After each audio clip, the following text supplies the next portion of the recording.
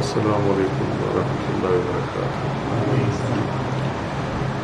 کل کے درس کے آخری جو حصہ ہے اس میں ہم نے بینک کی ملازمت اور سود کو ڈسکس کیا۔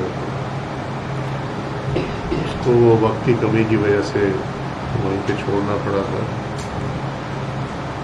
تو اس کا لب لباب یہ ہے جو ہم نے کل ڈسکس کیا تھا کہ بینکوں کی ساری جو ایکٹیویٹیز ہیں وہ انٹرسٹ بیسڈ نہیں ہوتی۔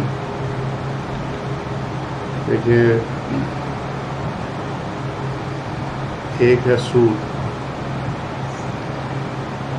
ایک ہے بینکنگ پروڈکٹ۔ سود حرام ہے، اس میں کوئی گنجائش نہیں ہے۔ بینکنگ پروڈکٹ کو اس لیے حرام قرار دے دینا کہ بینکوں میں سود کا کام ہوتا ہے، یہ کم علمی ہے۔ اس بینکنگ پروڈکٹ پہ سود کی اپلیکیشن ہوگی، وہ حرام ہوگی جس پروڈکٹ کے اندر سود کا لین دین کیا جائے گا۔ یہ یاد رکھیں، جس بینکنگ سروس میں، بینکنگ پروڈکٹ میں سود کا لین دین نہیں ہے، اس سروس کو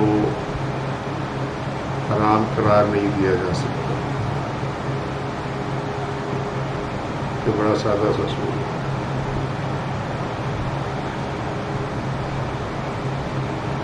سود کی جو تعریف ہے جو کی جاتی ہے، اور اکثر علماء کا اسی پہ اتفاق ہے، وہ یہ ہے کہ ایک وقت مقررہ کے لیے قرض دیا جائے اور قرض دیتے وقت ہی یا دینے سے پہلے ہی اس پہ اضافہ مقرر کر لیا جائے۔ یعنی فرض کریں کہ 1 سال کے لیے کسی نے قرض دیا، اس نے 100 روپیہ قرض دیا، اس نے کہا میں 110 روپے واپس لوں گا، اس پہ اضافہ 10 روپے میں شامل کر کے تو 110 روپے میں واپس لوں گا، تو یہ 10 روپیہ جو ہے یہ سود ہو جائے گا۔ اس نے مقرر کر دیا۔ قرض کی جو مدت ہے وہ بھی معین ہے، تو یہ اضافہ سود کہلائے گا۔ اضافے کی 3 اقسام ہیں۔ ایک اضافہ وہ ہے جو سود کی شکل میں ہے، جو بھی ہم نے ڈسکس کر لیا۔ ایک اضافہ وہ ہے جو سنت میں ملتا ہے کہ جب قرض کسی کا لوٹایا جائے جو کہ انٹرسٹ فری تھا، کسی نے 100 روپیہ قرض دیا، اس نے 100 روپے واپس لینا، تو سنت نبوی صلی اللہ علیہ وسلم یہ ہے کہ آپ اس پہ تھوڑا سا ایڈ کر کے اضافہ کر کے واپس دے دیتے۔ یہ جس نے قرض دیا تھا اس کی ڈیمانڈ نہیں ہوتی، اگر وہ ڈیمانڈ کرے تو یہ سود ہے۔ وہ جنہوں نے قرض لوٹانا ہے وہ اپنی طرف سے اگر وہ کر سکتے ہیں، اس پہ کچھ اضافہ اگر وہ کر دیں تو یہ سنت میں ہمیں اس کی روایتیں ملتی ہیں۔ تیسرا اضافہ جو ہے وہ ہے خرید و فروخت میں، ٹریڈنگ میں، اس کو ہم منافع کہتے ہیں۔ ٹھیک ہے، تو جب تجارت کو، ایسی اشیاء کی تجارت جن کی شریعت نے اجازت دی ہے، یعنی حلال اشیاء کی تجارت یا مباح اشیاء کی تجارت، اس پہ جو آپ بزنس کے اندر چیز آپ نے 100 روپے کی خریدی، آپ نے آگے 102 روپے کی بیچ دی، تو آپ نے ایک فزیکلی چیز خریدی اور اسی چیز کو آپ نے آگے بیچ دیا، 2 روپے آپ نے اس منافع کر لیا، یہ اضافہ حلال ہے۔ ٹھیک ہے، جو اضافہ سنت میں قرض کے ساتھ لوٹانے والا ہے وہ بھی حلال ہے، لیکن قرض دینے والا اگر پہلے سے اس کو مقرر کر دے کہ میں اتنے دے رہا ہوں اور میں اتنے لوں گا، وہ سود ہے. ٹھیک ہے, یہ اس کی ڈیفینیشن.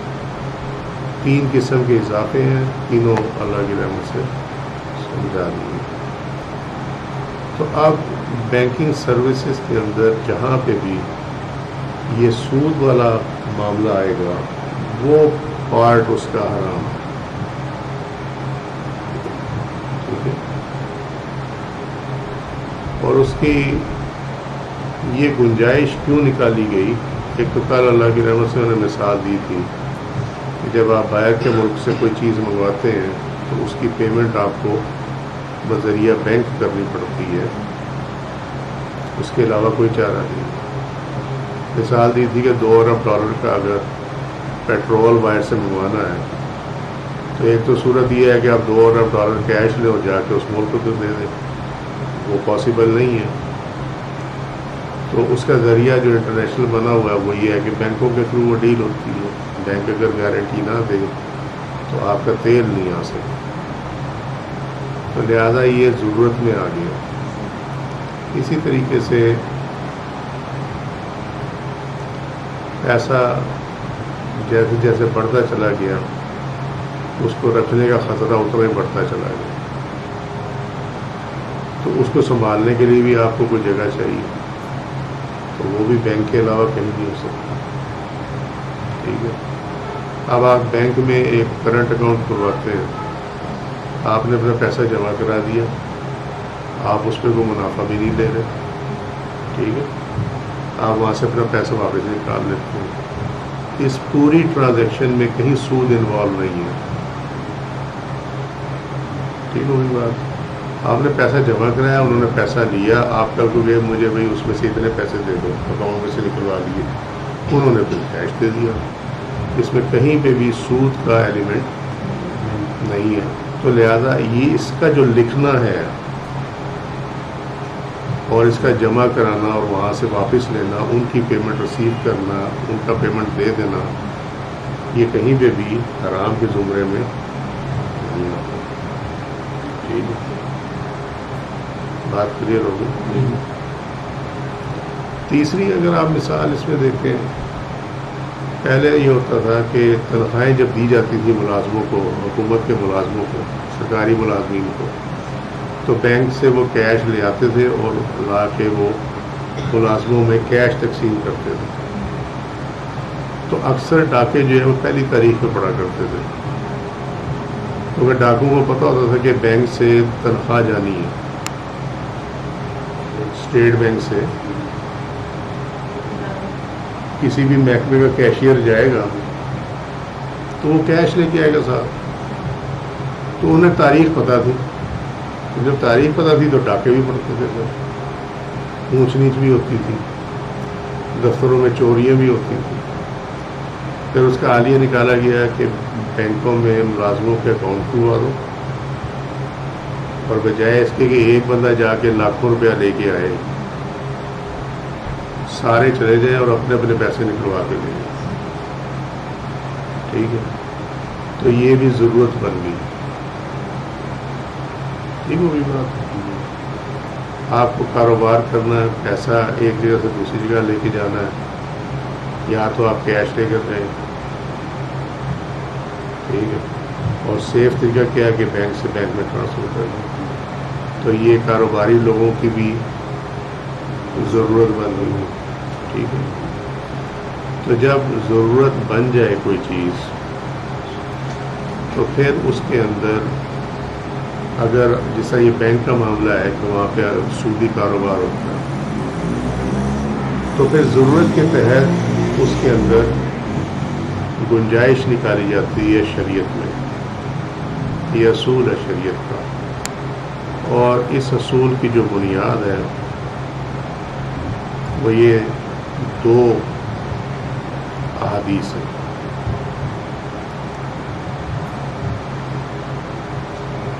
نبی کریم صلی اللہ علیہ وسلم نے حضرت ابو موسیٰ اشعری اور حضرت معاذ بن جبل کو جب یمن بھیجا تو ان سے فرمایا کہ لوگوں کے لیے آسانیاں پیدا کرنا, تنگی میں نہ ڈالنا, انہیں خوشخبری سنانا, دین سے نفرت نہ دلانا. صحیح بخاری 6164 حدیث کا نام.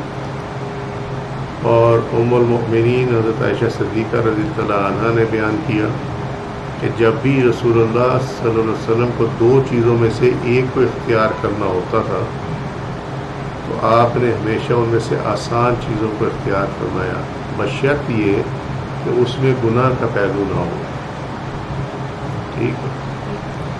اب معاملہ یہ ہے کہ بینک کے بغیر آپ کے باہر سے چیزیں نہیں آ سکتی، بینک کے بغیر آپ کے ملک سے باہر چیزیں جا نہیں سکتی. جو ایکسپورٹ کرتے ہیں آپ اسی سے تو ڈالر کماتے ہیں، تو بینک میں ہی آئیں گے نا، ایسا ہی ہے. ٹھیک ہے. تو اب اس میں آپ اپنا کام تو آپ نے میں تو کاروبار کی ہے نا، میں نے بینک سے ٹرانزیکشن کی ہے لیکن میں تو کاروبار کی ہے، تو آپ اپنے کاروبار کو تو حلال قرار دے دیں. جس نے آپ کی وہ ٹرانزیکشن وہ بزنس بینک میں بیٹھ کے سنبھالا ہے اس کی آمدنی کو آپ حرام قرار دے دیں. تو دونوں میں سے ایک بات ہو سکتی ہے نا، یا آپ کا بھی کام حرام ہو گیا یا اس کی آمدنی حلال ہوگی، ایک چیز ہو سکتی ہے. یہ ایسے ہی ہے کہ ایک مفتی صاحب جو ہیں وہ پاسپورٹ بنوائیں، اس پہ تصویر لگائیں، اس کے بغیر تو نہیں بننا پاسپورٹ. جائیں حج کر کے آئے، واپس آئیں اور واپسی پہ ان سے سوال پوچھا جائے کہ کیا فوٹو بنانا حرام ہے اور اس کی کمائی حرام ہے، اور فتویٰ دے دیں کہ فوٹو بنانا حرام ہے اور اس کی کمائی بھی حرام ہے. ٹھیک ہے. تو جس فوٹوگرافر نے آپ کی فوٹو بنائی اس کی فوٹو کی بنیاد پہ آپ پاسپورٹ بنوایا، اس کی بنیاد پہ آپ حج کر کے آئے، آپ کا حج حلال ہو گیا. ٹھیک ہے. وہ جس نے فوٹو بنائی تھی آپ کی، جس کے بغیر آپ کا پاسپورٹ نہیں بننا تھا، اس کی انکم کو آپ نے حرام کرا دیا. تو چونکہ وہ تصویر جو ہے وہ فوٹو، اب وہ یہ علیحدہ بحث ہے تصویر میں اور عکس میں کیا فرق ہے، اور وہ یہ ایک علیحدہ بحث ہے، اس کو چھوڑ رہے. تو اب کیا کیا جائے گا؟ اب کیا جائے گا کہ وہ جو کام ہے تصویر بنانا، وہ تو آپ حدیث کو تو چینج کر ہی نہیں سکتے نا. ٹھیک ہے. وہ تو نہیں کر سکتے، لیکن اب چونکہ ضرورت ہے اس کی، تو پھر کم از کم اس میں یہ ہوگا کہ جو اس کی اجرت ہے جو اس نے دی ہے، وہ اجرت حق المحنت میں چلی جائے گی کہ اس نے اپنی محنت اس کی کمائی دی ہے، اور حق المحنت جو ہے امام ابو حنیفہ کے نزدیک وہ جائز ہے. ٹھیک ہوگی بات؟ کلیئر ہوگی نا؟ مفتی صاحب کا حج تو حلال ہو جائے اور فوٹوگرافر کی کمائی حرام ہو جائے یار، یہ تو نہیں ہوتا. سو اس لیے چونکہ اس میں گناہ نہیں ہے، وجہ یہ ہے کہ وہ مجبوری بن گئی ہے، آپ اس کے بغیر کر نہیں سکتے. تو لہٰذا وہ تصویر بنانے والا تو معاملہ اپنی جگہ پہ رہے گا، لیکن حق المحنت کی وجہ سے اس کی جو کمائی ہے وہ جائز کرا، اس کا فتویٰ جواز کا دیا جائے گا، یعنی جائز ہونے کا فتویٰ دیا جائے گا. آپ سمجھیے گا. سو اسی طریقے سے بینکنگ کی ہر سروس کو آپ کو چیک کرنا پڑے گا کہ کون سی سروس میں سود انوالو ہے اور کس پہ انوالو نہیں ہے. سو پورے بینک پہ ایک فتویٰ نہیں دیا جا سکتا.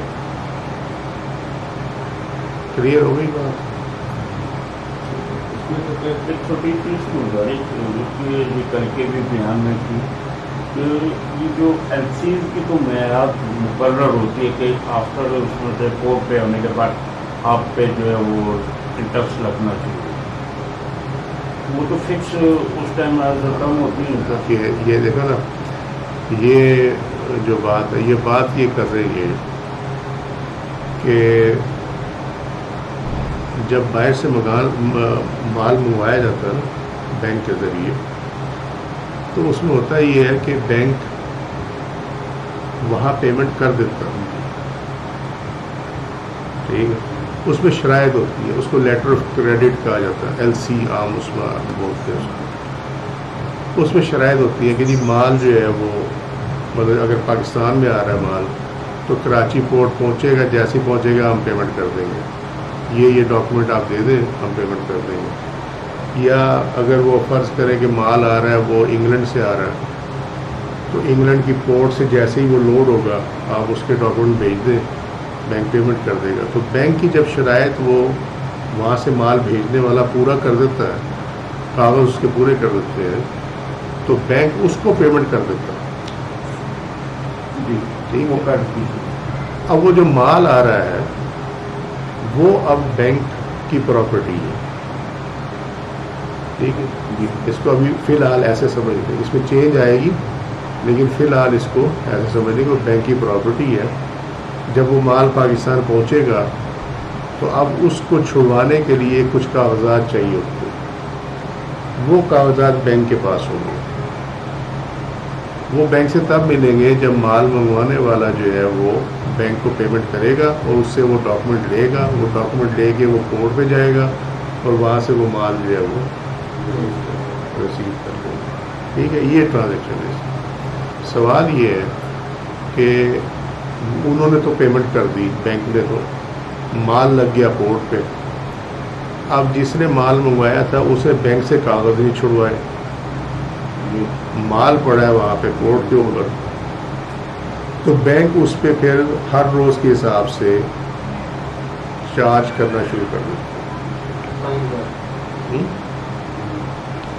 ٹھیک ہے، اور اس کو کہا تھا کہ یہ اس پہ سود چارج کرنا شروع کر دیتا، یہی ہوا نا۔ پہلی تو بات یہ ہے کہ جب وہ مال آتا ہے نا، جو فتویٰ دیتے ہیں نا لوگ، وہ اصل میں نہ تو بینکنگ کو جانتے ہیں، نہ بینکنگ کانٹریکٹ کو جانتے ہیں، نہ ہی اس سلسلے میں جو امپورٹر میں اور بینکر میں جو معاہدہ ہوتا ہے اس کو بھی نہیں دیکھتے۔ مسئلہ یہ ہے، بالکل ٹھیک ہے۔ اس کا طریقہ جو اسلامک سسٹم میں نکالا گیا، جو کہ اسلامائز کرنے کی کوشش کی گئی نا ضیاء الحق صاحب کے دور میں، اس کا طریقہ یہ ہے کہ وہ اس کی مالیت جو بنتی ہے نا اس میں اپنے سروسز ڈال کے تو اس کی ایک قیمت متعین کر دیتے ہیں،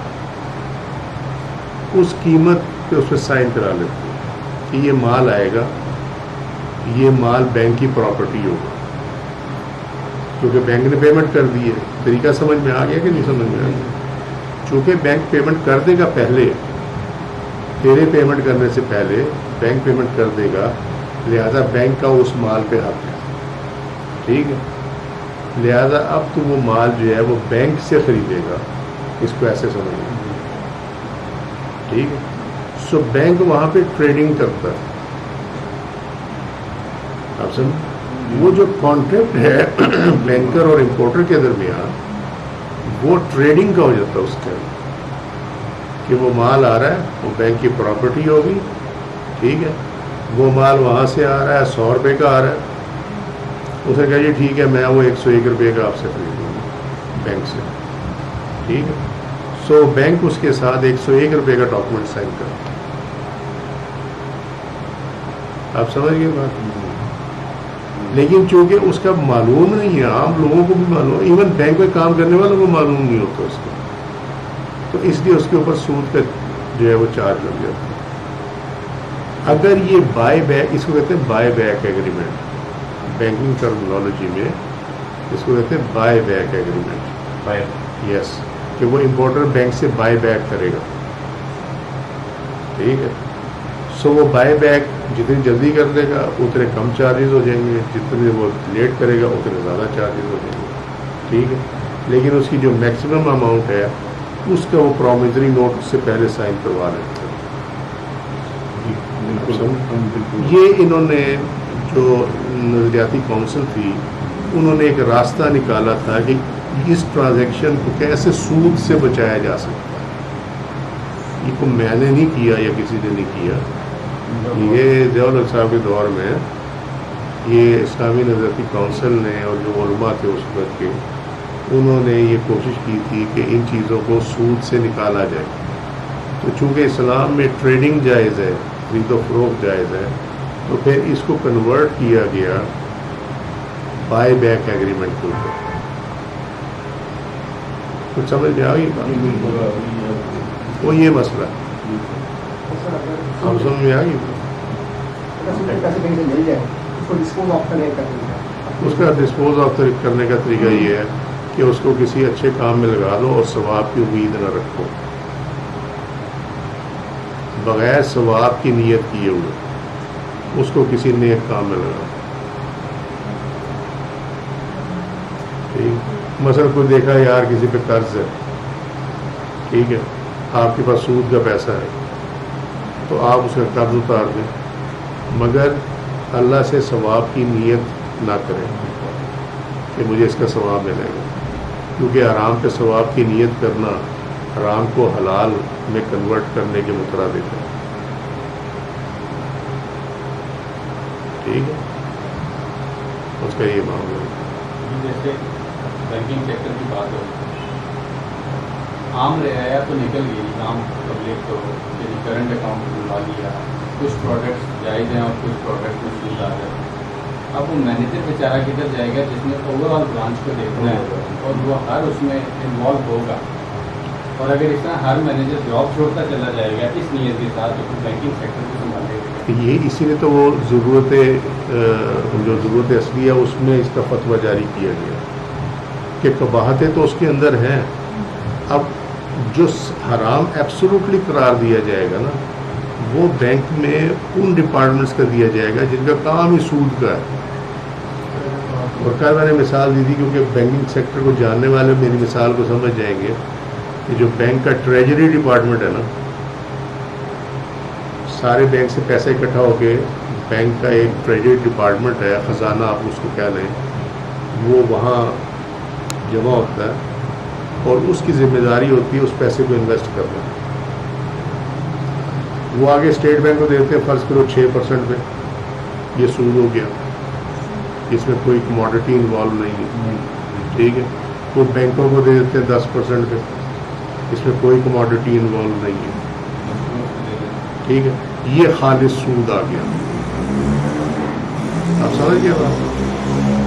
तो उनकी कमाई जो है वो हराम होगी, वो ट्रेजरी वालों की। मैनेजर भी अप्लाई नहीं। ठीक है, मैनेजर का जो मामला है उसका खालिस हराम नहीं है, क्योंकि उसी की ब्रांच में करंट अकाउंट भी है, उसी की ब्रांच में profit and loss sharing accounts भी हैं, उसी की ब्रांच में जो है वो फाइनेंसिंग के अकाउंट्स भी मौजूद हैं। फिर उसे फाइनेंसिंग में देखा जाएगा, जिस तरह कल भी बताया था कि तमाम कर्ज जो है वो सूद वाले नहीं होते, इंटरेस्ट बेस्ड नहीं होते, जिस तरह जो अलाउड है किस्तों वाला मामला। बैंक ने जिस तरह भी ये जो हाउसिंग स्कीम थी, जो मुझे पता लगा जो पिछली गवर्नमेंट की थी, इमरान खान वाली जो थी, उसमें सिस्टम उन्होंने वही किया होता है इस्लामिक सिस्टम का, कि जिसको कर्जा दे रहे हैं ना उसके साथ मकान की कीमत तय कर ली। अगर वो मार्केट में फर्ज करें 50 लाख का है, तो उसको कहा कि ठीक है बैंक अपना पैसा लगाएगा, लेकिन ये 50 लाख अमाउंट नहीं होगी, ये 55 लाख होगी। ठीक है, तो उनका जो कॉन्ट्रैक्ट है वो है प्रॉपर्टी की सेल एंड परचेज का। बैंक मार्केट से उसकी पसंद की प्रॉपर्टी खरीदेगा 50 लाख पे, और जिसने वो कर्ज लेना है यानी जिसने वो मकान लेना है उसको वो देगा 55 लाख पे। तो बैंक ने ट्रेडिंग की है, अब समझिए बात। अब वो 55 लाख उसने लेने हैं उस बंदे से, और 55 लाख अगर उसके पास होते तो वो बैंक से 55 क्यों खरीदता, वो 50 का जाके मकान खरीद लेता। ठीक है, तो वो करते क्या है कि जी ठीक है कि ये 5 साल का लोन है, तो 55 लाख को 5 लाख की 5 साल की महीनेवार किस्त में कन्वर्ट कर दिया। ये बिल्कुल शरीयत के मुताबिक। अब जो बैंकिंग में जो डिपार्टमेंट ये काम कर रहा है उसकी कमाई पे हराम का फतवा नहीं लगेगा। ठीक है, इसे समझाया था कि बैंकिंग सर्विसेज और प्रोडक्ट 1 बाय 1 देखी जाएगी कि कौन सी हराम में आती है, कौन सी हराम में नहीं आती। तो अब उस मैनेजर के नीचे जो है वो سارے کام ہو رہے ہیں، تو اس کی کمائی میں قباحتیں تو ہیں، لیکن مسئلہ یہ ہے کہ پھر وہ کام کرے گا کون؟ کیونکہ اسے صرف ایک کام تو نہیں نا کرنا قرض والا، اس نے تو اکاؤنٹس بھی مینیج کرنے ہیں، اس نے وہ ایل سی وغیرہ کا بھی کرنا ہے، سب کچھ کرنا ہے، ٹھیک ہے؟ تو اب وہ ایل سی وغیرہ کے چارجز ہوتے ہیں، وہ انکم بھی بینک کو جاتی ہے، دوسری سروسز کی بھی انکم بھی جاتی ہے، وہ سود بیس تو نہیں ہوتی، تو لہذا وہاں پہ گنجائش نکالی جائے۔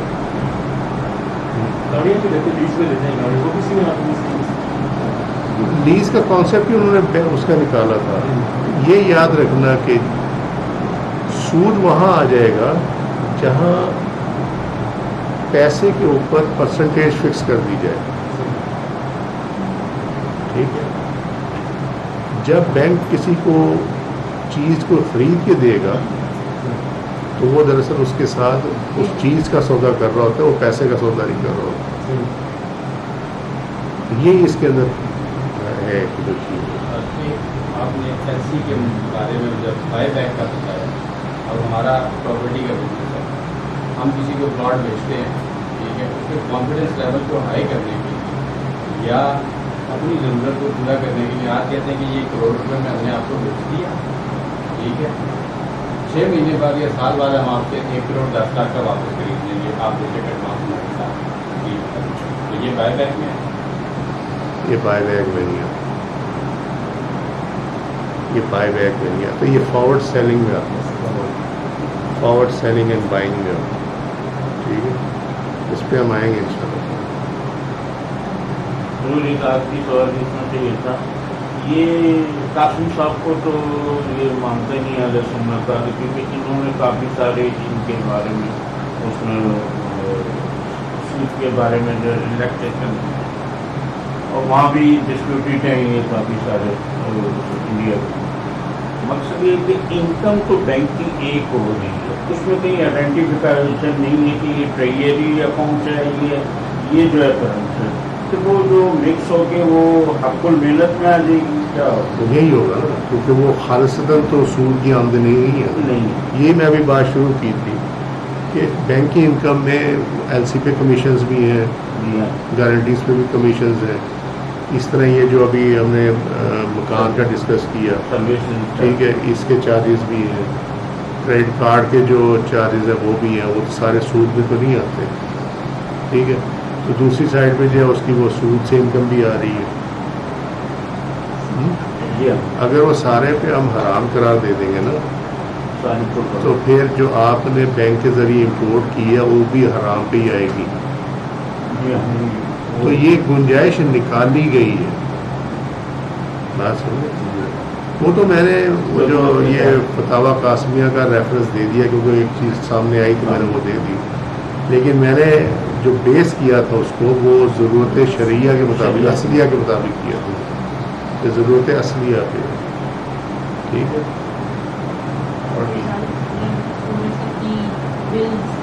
بلز، اب وہ بلز کلیکٹ کرتے ہیں گورنمنٹ کے بیاف پہ، پر بل جو ہے وہ گورنمنٹ سے چارج کرتے ہیں، تو پر بل گورنمنٹ سے چارج کیا، انہوں نے سروسز پہ چارج کیا نا، یہ سروسز، انہوں کو قرضے پہ سود تو نہیں چارج کیا انہوں نے، تو وہ انکم آپ کیسے حرام قرار دے دیں؟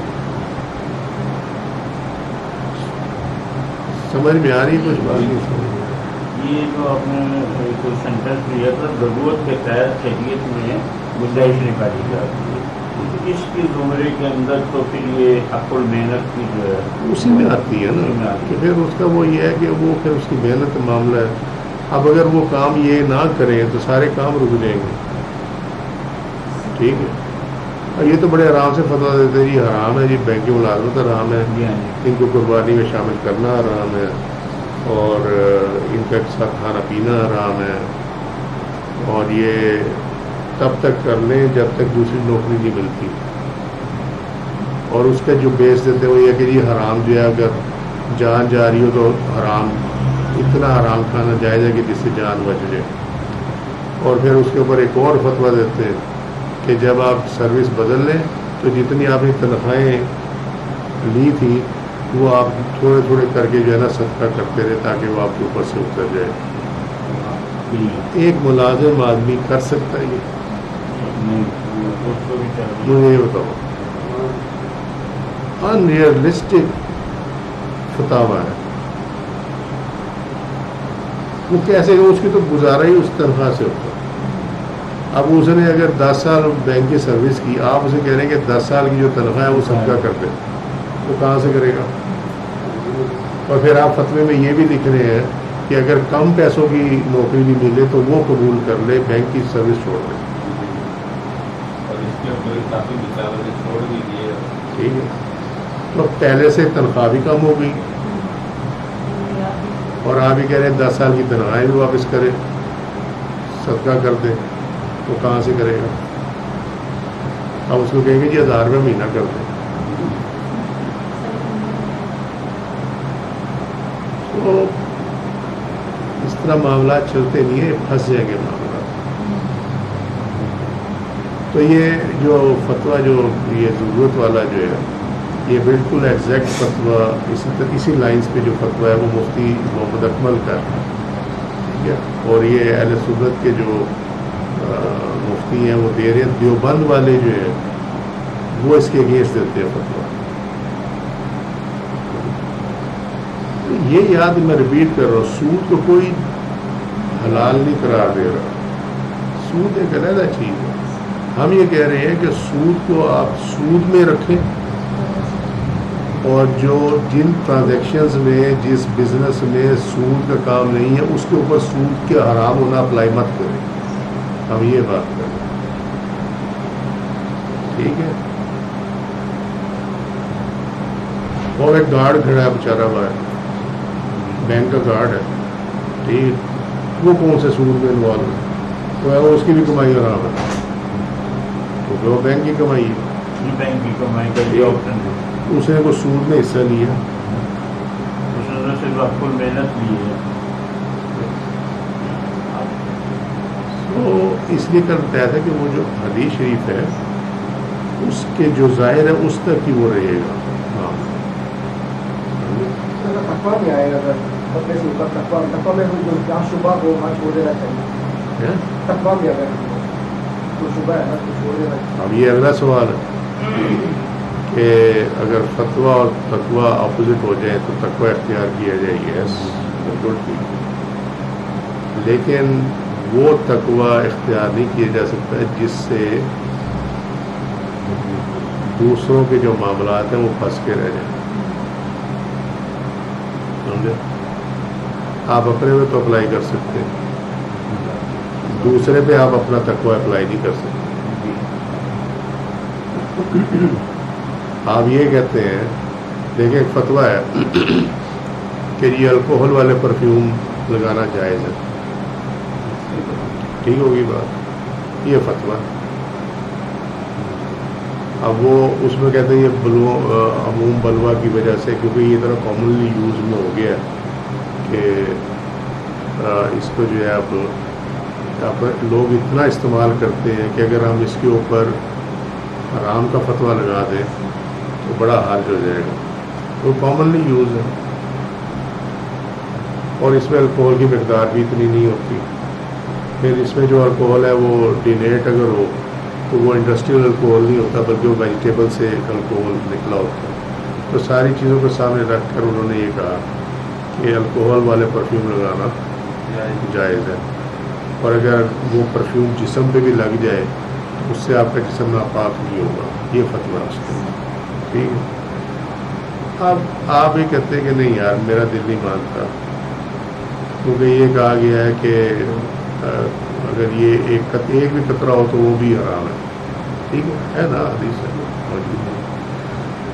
तो आप कहते हैं नहीं मैं तो नॉन अल्कोहलिक इस्तेमाल करूँ, यस ये तकवा वाली बात है, आप कर सकते हैं, लेकिन आप अपने इस तकवे को की बेस पे आप उस फतवे को नलिफाई नहीं कर सकते, क्योंकि वो फतवा जो है वो अवामुन्नास के लिए, आपका तकवा आपके अपने लिए,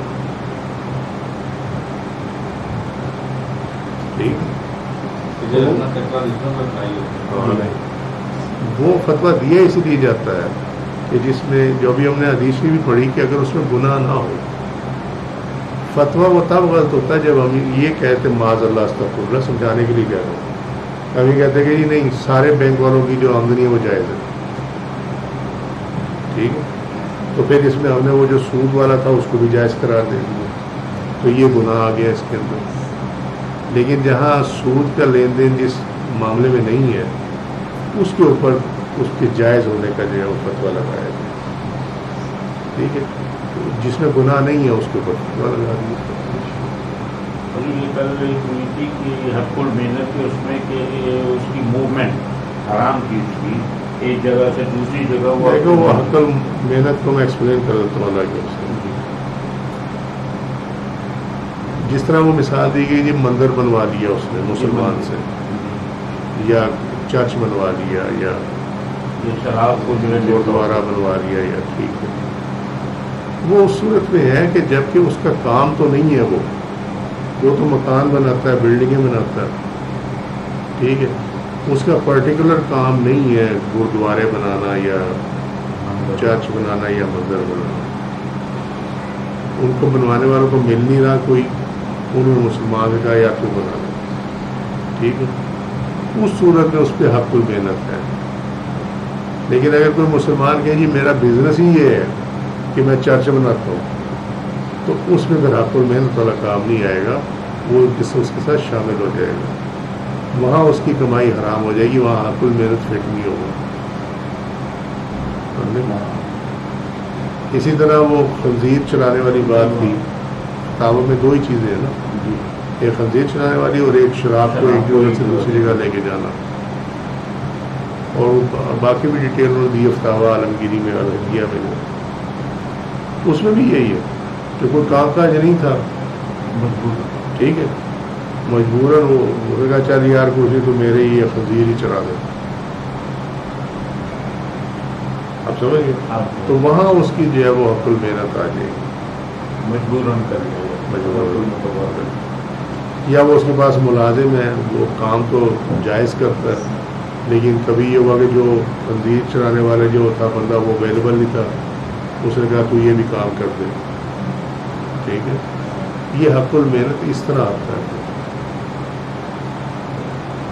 جہاں آپ کا کام ہی وہ وہاں آرام ہو جائے گا. اب جی بینک میں تو کام پھر وہی ہے نا، لیکن معاملہ یہ ہے کہ بینک میں اختلاط ہے، جو بھی بتایا نا کہ اس میں ایسی سروسز بھی ہیں جو کہ نان انٹرسٹ بیسڈ ہیں، جس پہ سود اپلائی نہیں ہوتا، سمجھے، اور پھر وہ اسینشیل سروسز میں آ گیا ہوا، یہ مسئلہ. تو خنزیر چلانا کون سا اسینشیل سروس ہے، یا مندر بنانا کون سی اسینشیل سروس ہے؟ وہ ضروریات میں سے وہ ہندوؤں کی ضرورت ہو سکتی ہے، مسلمان کی ضرورت نہیں ہے. ٹھیک ہوگی، کچھ کلیئر ہوا ہی نہیں.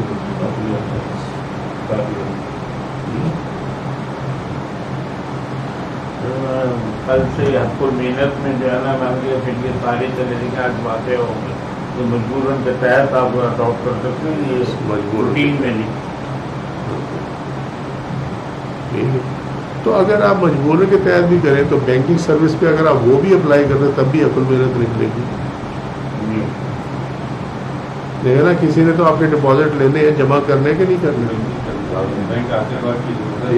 یا تو اس طرح کرو کہ گھوڑوں کو ٹرین کر دو، کھوتوں کو ٹرین کر دو، پیسے جمع کرا کے جاؤ گے، کل کو پتا چلے گا کھوتا کھا گیا. وہ تو دو ٹانگوں والے ہیں نہیں، ایسے کر لینا، پھر گدھے کو کیشیئر بنا دیں. جیسے پہلے زمانے کی تھی نا جی، وہ خزانہ رکھ کے گیا تو کہنا تھا جو کھا گئے زمین میں کہیں ہے کسی چوہے کھا گئے سر، چوہے کھا گئے سر، وہ چوہے دو ٹانگوں والے تھے. سو وہ تو ہو نہیں سکتا نا، پھر وہ کام تو انسان نہیں کر رہا نا، جو انسان نے کرنا تھا پھر اس کو آپ اس کی سزا دیں جو آپ کو سروس دے رہا ہے، یعنی تو آرام ہے، جو ہم تجھ سے کام لے رہے ہیں وہ حلال ہے. کیا بات، ٹھیک ہے یا نہیں ٹھیک ہے، سمجھ میں آ گئی بات؟ بہت سوال ہے تو بتا دو. وہ کرتے ہی ہیں. ذرا میں نے تم سے مذاق نہیں کیا، یہ جتنے تصویر کی آمدنی کے حرام ہونے کا فتویٰ دیتے ہیں، یہ سارے جا کے حج اور عمرہ بھی کر کے آتے ہیں تصویری کی بنیاد پہ، اس کے بغیر جا ہی نہیں سکتے. ٹھیک ہے، تو یار ان کو یہ عقل نہیں جاتی. تمہارا حج عمرہ حلال اور اس کی آمدنی حرام. تو اس لیے یہ شریعت میں یہ پھر وقت کے ساتھ ساتھ جو ہے یہ گنجائش نکالی جاتی ہے کہ شریعت بھی نہ ٹوٹے اور اس کی گنجائش بھی نہیں ٹوٹے. اس کا طریقہ یہ ہوتا ہے. یہ سویپنگ فتاوا جو ہے یہ نہیں چلتے. یہ پرانے وقت کا کام تھا جب مہاجن وغیرہ ہوا کرتے تھے. اب آپ کو جب سود پہ فتویٰ دینا ہے، بینکنگ پہ فتویٰ دینا ہے، آپ کو بینکنگ کی نو ہاؤ ہونی چاہیے، تب آپ فتویٰ دے سکتے ہیں، ادروائز فتویٰ نہیں دے سکتے. ٹھیک ہے، یہ ایسے ہی ہے. آپ دیکھو نا، آپ کو اختلاف ملے گا کئی چیزوں میں. ابارشن پہ اختلاف ہے، کچھ کہتے ہیں جائز ہے، کچھ کہتے ہیں نہیں جائز. ٹھیک ہے، یہ جو اپنے باڈی پارٹس ڈونیٹ کرتے ہیں، عطیہ کر جی میرے مرنے کے بعد آنکھیں دے دی جائیں. ٹھیک ہے، ٹھیک ہے. اچھا عمل پیش کیا جاتا ہے، اس پہ اختلاف ہے. بعض کہتے ہیں ٹھیک ہے، بعض کہتے ہیں نہیں ٹھیک ہے. وینٹیلیٹر پہ اگر ایک مریض ہو، کیا اس کا وینٹیلیٹر اتارا جا سکتا ہے یا نہیں اتارا جا سکتا، اس پہ اختلاف ہے.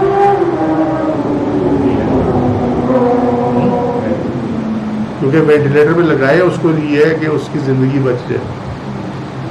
اب اس میں اوپینین یہ ہے کہ اگر آپ وینٹیلیٹر سے اتارتے ہیں تو اس کا مطلب ہے آپ نے اسے قتل کر دیا. ایک اوپینین یہ ہے. ٹھیک ہے، کچھ کے مطابق یہ قتل ہے، کچھ کے مطابق یہ قتل نہیں ہے، بلکہ اس کے لیے آسانی پیدا کرنے والی بات. But what we know, mercy killing is not allowed in Islam. Mercy killing ہمارے یہاں کا کانسیپٹ نہیں ہے، ایک کرسچنز میں، اور وہ بھی ان کا خود بنایا ہوا ہے.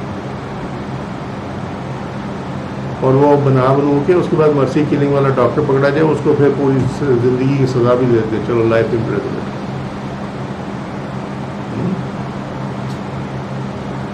تو یہ اختلافات کیوں ہیں؟ تمہیں یاد ہوگا ایک فتویٰ نہیں بلکہ میں فتویٰ تو نہیں دے سکتا، I'm not entitled to that. لیکن جب بات ہوئی تھی کہ امام ابو حنیفہ کے نزدیک سمندر کی مچھلی وہ حلال ہے، باقی مکروہ ہے. یاد ہے؟ یہ صرف امام ابو حنیفہ کا فتویٰ ہے، کسی اور کا فتویٰ نہیں ہے. اس میں معاملہ آیا تھا، اگر یاد ہو، جھینگے کا. جھینگے ہے نا. تو جب میں تم لوگوں کو جھینگے کے متعلق بتانا تھا نا، تو میں نے جھینگے کی باقاعدہ ریسرچ کی. اس کا جو فائلم تک میں نے چیک کیا تھا، وہ زولوجی میں ہوتا ہے، اس کی کہ کون سا قبیلہ ہے یہ سارا کچھ. اس کا قبیلہ کیڑے والا تھا، ورم والا، فش والا نہیں تھا. اور امام ابو حنیفہ کا وہاں فتویٰ ہمیں سائنس کی روح سے بھی ایگزیکٹلی 100% ٹھیک نظر آیا. تو اسی طرح کہا تھا کہ جھینگے مت کھایا گیا، یہ فش نہیں ہے.